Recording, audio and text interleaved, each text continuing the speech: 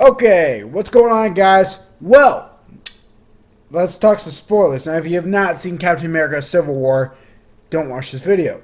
I have a spoiler-free review down in the link below. Check that out. We're going to talk about everything spoilers for the film. I've seen it twice, and it is a fantastic film and a great way to end a great trilogy. So, my thoughts. Love this movie. If you've not seen my review, I love this movie. Let's talk about the big spoiler stuff that happened during the film. I love how in the opening film we got a lot of Winter Soldier stuff.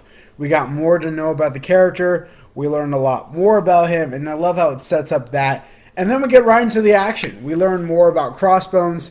Frank Grillo, in the moments he was in the film, really worked. I loved seeing him. I loved the first action fight as a team with him, Scarlet Witch, Falcon, all these guys, Black Widow. They all work together as a team, and I like that. I like how it set up that. Then we break into some big stuff. I mean, we get some very heavy stuff happening.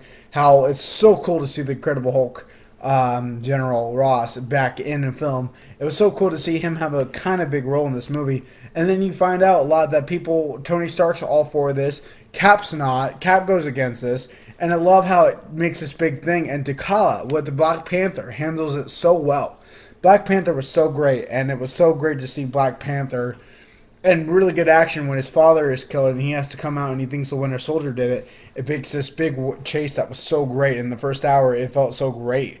We find out that Peggy Carter died, which was a big hit for Steve. And we find out that Sharon Agent 13, is Sharon Carter, who is the niece of Peggy Carter, which was a big hit. They kind of have this thing going on. They have this big relationship that really connects these two together, and that was great. Seeing her in action with Iron Man, with the Winter Soldier, was also great. That was so great to see that. But I think, there's a moment where they kiss, her and Cap, and they know they have something. There's a lot of funny moments in the movie, like when he, after the kiss with Peggy, with Sharon actually, they look at him and just nod, and that was funny. That's just reminded me of a lot of my friends. Peter Parker, Spider-Man, a lot of stuff with him and Tony is so funny. There's Ant-Man when they have the big scene and Ant-Man's going big, and when he does, he goes, oh, ho, ho, ho, ha, ha, ha, oh, that made me laugh. There's a lot of funny moments in this movie, and it handles the character so well. Now, it doesn't give Clint Barton a chance to really get to know. We don't really understand why he's on the side that he is, but when you understand that they didn't really have time to develop him, I can understand that. Now, the big fight scene was great. I love the fight scene. I love where they handled the fight scene. I love what they did with that. The events that happened with the fight scene were really, really big, and they were really, really awesome. And Rhodey gets paralyzed. That was a big hit. A lot of people, including myself, thought he was going to die. I really did think he was going to die. He got paralyzed. A lot of great stuff. Seeing Tony go to Spider-Man and going in his house, and you understand that Spider-Man is poor. You understand that Spider-Man doesn't have much, and he says he has his grant, which was great. And then you could tell that him and Aunt May had something going on. That was funny as well. Marissa Tomei is hot and very attractive, but she's going to be a great Aunt May. Can't wait to see what they do with that. I love how it sets them up, and I love the humor that these two have with these guys. So you're Spider-Boy, Spider-Child. I like that was funny. And the whole action sequences work. All the guys going out of each other. It's one of the best fight scenes I think I've ever seen in a superhero movie. And it really works for what it's trying to do. The events that take place after the fight, we see a lot. The guys, all the people who are against them are in prison.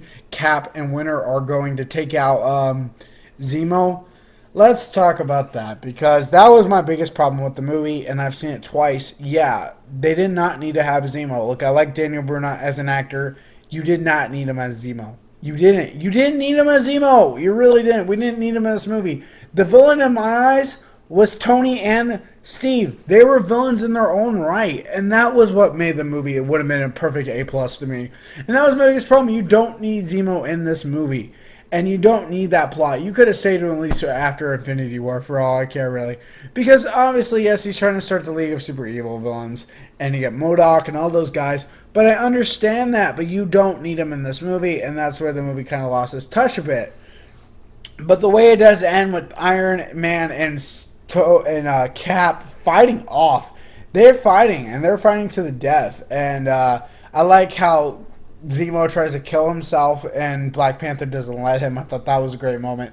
But pretty much it does. You know what I have a big problem with movies is when somebody has a big fight with friends and then they just make up. This they don't. Cap goes away, he goes missing, and in the end, you find out that Tony's trying to help Rhodey get back and recover fast. A lot of stuff's going on, and you see that Cap says in words, "I'm sorry I never told you about what I thought about your parents." That was a great moment. With Batman v Superman, the whole Martha thing, I understood that. I liked that. But with Captain America, I felt a more grasp in the characters, and that's what I liked about the film. Now, the movie ends with Captain America breaking out of the prisons and going to Wakanda. And you see that as the next point. And then you get the greatest post-credit scene out there with Spider-Man coming home. He's in his bed. He's messing with some web shooters because he's rich poor. He doesn't have all these weapons. Comes out, his Aunt May's coming in, and he slings it, and you could tell it's the original 60s Spider-Man. I thought that was awesome. I thought that was just so great to see that happening, and now we're finally getting the right idea. Marvel is knowing what they're doing. Spider-Man Homecoming, July 2017, one of my most anticipated films of the year because Spider-Man is my favorite superhero.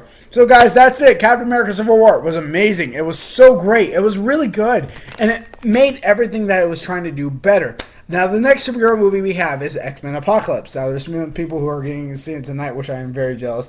I will probably see it later in a couple weeks. I will have a spoiler review for that. That will be my next spoiler review, guys. Thank you guys so much for watching. Look out. Street Fighter, we are moving to the first week of June because Warcraft will be out by then. We'll get that up. But until then, guys, this upcoming weekend, first impressions on my favorite actor of all time, if you do not know, is Mark Wahlberg. I've never seen Max Payne. Let's watch it. Let's see what I think. That will be up on Sunday, guys. Thank you guys so much for watching. As always, if you guys like what you see here, like, share, subscribe to your friends, and have a great Christmas day.